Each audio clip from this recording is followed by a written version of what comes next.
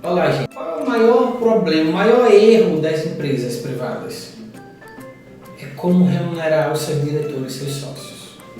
Esse é o maior erro. Tenham certeza que um grande problema das empresas privadas refere-se a esse tema. O grande problema das empresas privadas refere-se a não conseguir aplicar esse princípio de forma adequada dentro da sua empresa. Ou seja, confunde o que é o patrimônio seu com o que é o patrimônio da sua empresa. E aí talvez você pudesse me perguntar, e como tentar resolver isso, Jean? Bem, o que nós fazemos aqui com nossos clientes é, primeiramente, orientar a eles para saberem, nós já falamos isso em outros vídeos nossos, saberem quem são eles, qual o tamanho deles. Esse é o primeiro ponto. Qual o tamanho deles? Quem são eles? Quais são as despesas que a sua empresa tem todos os meses? A partir desse momento que você fizer esse levantamento, você vai começar o mês sabendo o tamanho da sua empresa. Ou seja, se não é no dia 1, se não tivesse nenhum dinheiro na conta, como é que você começa o seu custo individual da sua empresa? Como é que você começa o mês da sua empresa? Devendo quanto?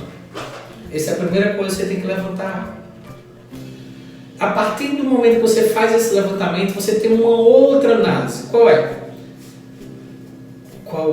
Diante daquele montante que eu levantei como despesa fixa da minha empresa, eu fazer uma correlação dessa despesa fixa com a minha receita da minha empresa, naquele mesmo dia primeiro. Óbvio, quando se falar de empresa de comércio que trabalha com vendas, você tem que trabalhar uma estimativa. E a partir do momento que você fizer esse levantamento dessa estimativa de receita fixa com despesa, receita com despesa fixa, você vai compreender qual é a margem de sobra da sua empresa. E aí você vai fazer uma comparação disso com a sua necessidade sua, sócio da empresa, de retirada de recursos da sua empresa. E aí qual vai ser o caminho que você vai trilhar? Você só tem dois caminhos. Ou se a sua relação de receita com despesa estiver muito favorável, você consegue estabelecer um valor X para você ficar retirando todo mês, porque não vai prejudicar a saúde da sua empresa.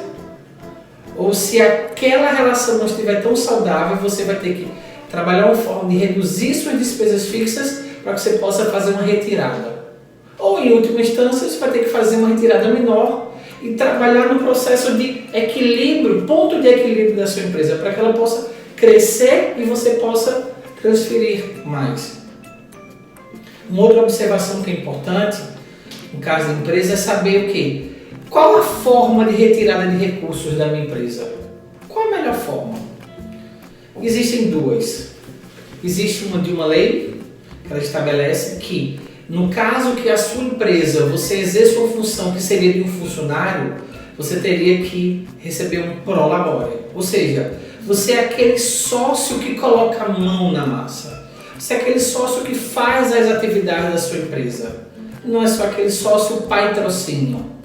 Não é só aquele sócio investidor. Então, nesses casos, a lei estabelece como regra que você deveria receber um pro labore. Reforço, nenhum pro labore pode ser inferior a um salário mínimo. Mas um outro caminho que você poderia fazer, porque o pro labore, a depender do ramo da sua empresa e do enquadramento tributário dele, vai ter impostos da empresa, chamados impostos patronais para ela. Então, qual é a outra forma de eu fazer? Na verdade, não é de você fazer retirada. Contabilmente falando, não é essa a lógica.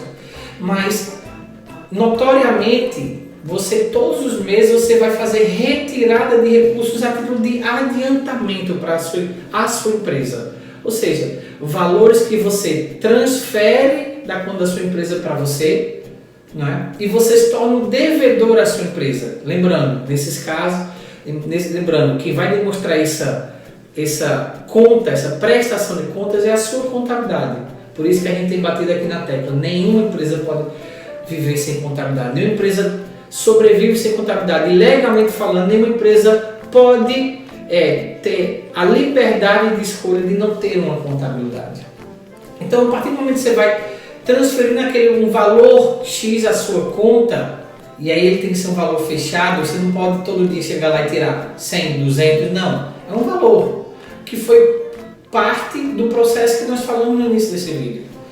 No final do exercício social da sua empresa, que sempre é 31 do 12, a contabilidade vai apurar o resultado do balanço. Ou seja, a contabilidade vai dizer qual foi o resultado que a sua empresa teve naquele ano. Ela teve sobra ou teve prejuízo? Em cima disso, vai fazer um conto de contas daquela sobra, se foi sobra, com o que você adiantou. E se houve prejuízo, o que é que se faz? Você continua devendo à sua empresa. Tá? Então, muito cuidado nesse processo. Jean, e se o que eu saquei, o que eu adiantei, foi inferior ao que eu poderia ter distribuído, distribuição de lucros, como a lei estabelece, o que é que eu faço? Se o que você sacou foi inferior ao que você distribuiu, é simples, distribui-se a diferença. Tá bom?